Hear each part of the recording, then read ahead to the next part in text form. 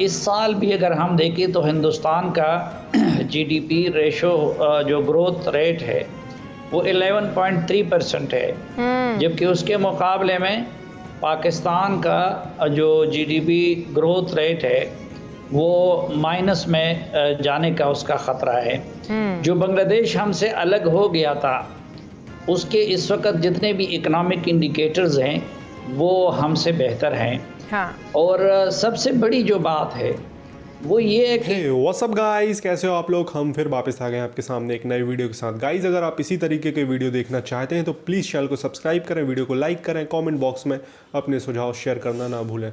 तो चलिए दोस्तों, बिना किसी देरी के पहले वीडियो को देखते हैं, फिर करते हैं वीडियो के बारे में आखिरी में बात। कोशिशों को देखना है, क्या कोशिशें थी, क्या मकसद था, हम कितना कामयाब हुए। आज तो एक और भी मौका है हमारे लिए कि हम अपनी गलतियों से सीखें, अपना एहतसाब करने का भी मौका है। आज हम कहाँ खड़े हैं साफ़ी साहब, इतने सालों के बाद, 8 दहाइयों के बाद। देखिए, इसमें कोई शक नहीं कि कई मैदानों में हमने कई कामयाबियां भी हासिल की हैं, और सबसे बड़ी कामयाबी तो ये भी है कि हमारी जो जियो स्ट्रेटजिक पोजीशन है उसके बाद जो बाकी मानदा पाकिस्तान का सलामत रहना, ये भी एक बहुत बड़ी कामयाबी है हमारी और कुर्बानी है। लेकिन हमें साथ साथ अपनी खुद एहतसाबी भी ये सोच के करनी चाहिए कि इस वक्त आप देखें तो इक़्तिसादी लिहाज से इस साल भी अगर हम देखें तो हिंदुस्तान का जीडीपी रेशो जो ग्रोथ रेट है वो 11.3% है, जबकि उसके मुकाबले में पाकिस्तान का जो जीडीपी ग्रोथ रेट है वो माइनस में जाने का उसका ख़तरा है। जो बांग्लादेश हमसे अलग हो गया था उसके इस वक्त जितने भी इकनॉमिक इंडिकेटर्स हैं वो हमसे बेहतर हैं। हाँ। और सबसे बड़ी जो बात है वो ये है कि कायद-ए-आज़म मोहम्मद अली जिन्नाह और उनके साथियों ने पाकिस्तान किस लिए बनाया था। तो वो इसलिए बनाया था कि वो विल ऑफ द पीपल उस वक़्त ये थी कि उनका एक अलग मुल्क हो जिसमें वो अपनी मर्ज़ी के साथ और आज़ादी के साथ ज़िंदगी गुजार सके। बिल्कुल। तो बेसिक जो मुहर्रिक था वो विल ऑफ द पीपल था, यानी वो डेमोक्रेसी थी।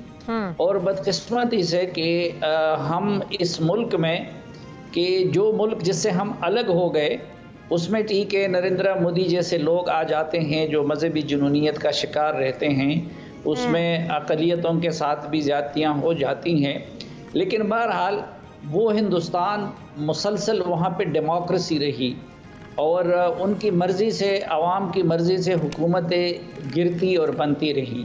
जबकि उसके बरक्स पाकिस्तान में हमने ज़्यादातर वक्त मार्शल लॉ के साए में गुजारा, और फिर अगर हमें जो जमहूरी अदवार मिले भी तो वो कंट्रोल डेमोक्रेसी रही या मौजूदा निज़ाम जैसे हाइब्रिड निज़ाम रहा।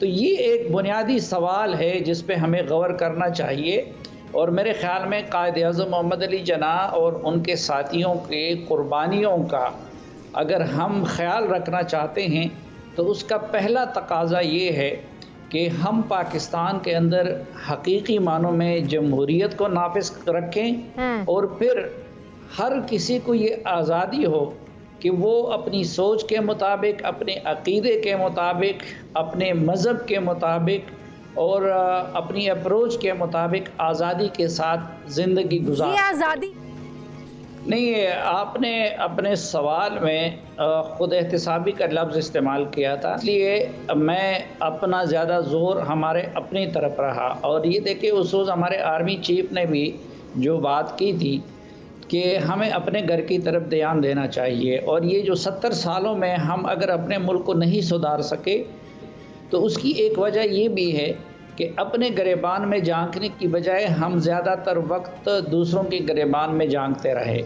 अब हिंदुस्तान में तो ये चीज़ थी ना, तो तभी तो हम उस वक़्त हमारे असलाफ उनसे अलग हो गए और एक अलग मुल्क बना दिया। हाँ। अब अगर हम भी उन हवालों से हिंदुस्तान की नकाली करने लगे, दूसरी बात तो फिर हम में और उनमें फ़र्क क्या रह जाएगा। फिर एक और बात ये है कि मैंने आपको बता दिया कि ये तो एक उनकी तारीख़ में एक जुनूनी क़यादत आई हुई है जो ख़ुद हिंदुस्तान के लिए ज़्यादा नुकसान का बायस बन रही है और हिंदुस्तान के जो एक सेकुलर चेहरा था उसको मसख़ कर दिया और पहली मर्तबा मजहबी जुनूनियत की बुनियाद पे एक पार्टी कायम हुई है और उसको इक़्तिदार मिल गई है।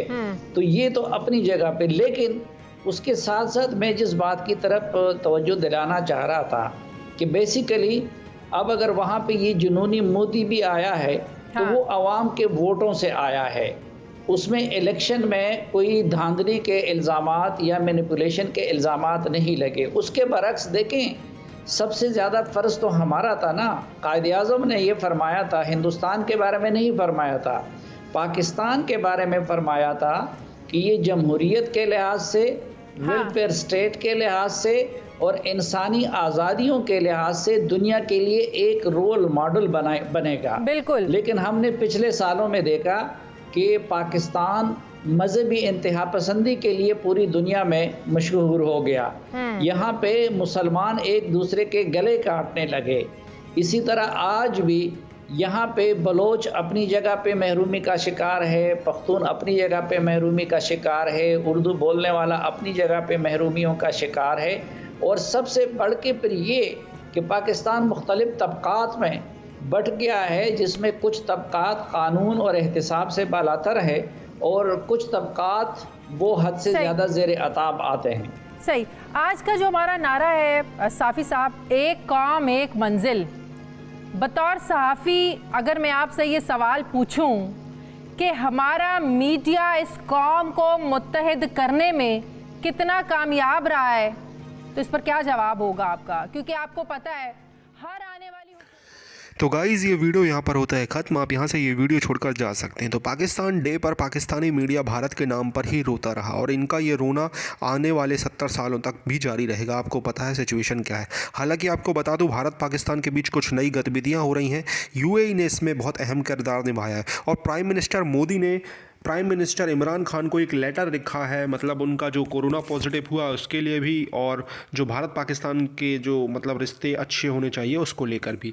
तो यूएई ने ये किरदार निभाया। आपको बता दें यूएई और भारत के बहुत अच्छे रिश्ते हैं। यूएई ने भारत को मतलब भारत में बहुत ज़्यादा इन्वेस्टमेंट है और यूएई ने प्राइम मिनिस्टर मोदी को जो वहाँ का सबसे बड़ा अवार्ड होता है वो भी दिया है। तो प्राइम मिनिस्टर यूएई मतलब भारत के प्राइम मिनिस्टर मोदी की यूएई के जो मतलब हायर अथॉरिटीज़ हैं जो भी हैं, शेख जायद बिन नाम है शायद उनका, उनके साथ अच्छी फ्रेंडशिप है। तो शायद उन्होंने बोला होगा, तो प्राइम मिनिस्टर मोदी भी मना ना कर पाए होंगे तो कि दोनों देशों के बीच अच्छे रिश्ते होने चाहिए। क्योंकि आपको पता है यूएई और पाकिस्तान और भारत के यूएई में बहुत सारे लोग रहते हैं तो उनके बीच भी टेंशन का माहौल रहता है। अगर भारत पाकिस्तान के रिश्ते अच्छे नहीं रहते हैं तो हो सकता है कि उनको भी अच्छा ना लगे। तो शायद इस वजह से उन्होंने कुछ प्रयास किए हैं। होना भी चाहिए, पॉजिटिव रहना चाहिए। कभी ना कभी तो हमें किसी ना किसी पक्ष को तो ये पहल करनी ही पड़ेगी। तो भारत ने इस बार पहल की। अब देखते हैं पाकिस्तान कितनी जल्दी छुरा भोगता है या फिर ये लंबे समय तक चलता है। क्योंकि आपको बता दें ऐसी चीज़ें भारत पाकिस्तान के बीच कई बार हो चुकी हैं। प्राइम मिनिस्टर मोदी वहाँ तक विजिट भी कराए थे, मतलब एक ऑफिशियल विजिट थी, लेकिन उसके बाद आपको पता है छुरा भोंका गया पठानकोट। तो ऐसा कुछ ना हो जाए भारत के साथ फिर से, तो प्राइम मिनिस्टर मोदी को सतर्क रहना पड़ेगा। तो आपको बता दें कि भारत पाकिस्तान के रिश्ते में कुछ पॉजिटिविटी आई है। आपको क्या लगता है पॉजिटिविटी रहनी चाहिए या नहीं रहनी चाहिए कि हमें मतलब हम दोनों को एक दूसरे के साथ ऐसे ही लड़ना चाहिए या नहीं लड़ना चाहिए? प्लीज़ कमेंट बॉक्स में ज़रूर लिखें। और दोस्तों आपको बता दें भारत पाकिस्तान के बीच मसला एक ही है, आपको भी पता है वो। और यहाँ पर ये लोग ज्ञान दे रहे थे क्या मज़हब के नाम पर मोदी ये कर रहा वो कर रहा, तो ये बेवकूफ़ ये नहीं बताएंगे कि मज़हब के नाम पर इन कमीनों ने अपना मुल्क बना लिया और ये अब ज्ञान दे रहे हैं मज़हब के नाम पर। बीजेपी की गवर्नमेंट आई, ये आई वो आई। तो इन लोगों को पहले अपने मतलब अंदर झांकना चाहिए कि मज़हब के नाम पर हम मुल्क बनाकर बैठे हैं और मज़हब के नाम पर अगर भारत में कोई पार्टी चुनाव जीतती है तो तुम्हारा कोई हक नहीं बनता उस पर बोलने का। पहली बात तो ये। तो दोस्तों ये वीडियो यहाँ पर ख़त्म होता है। आपको ये वीडियो अच्छा लगा तो प्लीज़ कमेंट बॉक्स में अपने सुझाव ज़रूर दें। धन्यवाद दोस्तों वीडियो देखने के लिए। मुझे पता है मैंने आज बहुत फंबल किए हैं, थोड़ा सा तबीयत डाउन है इसलिए हो गया, सॉरी।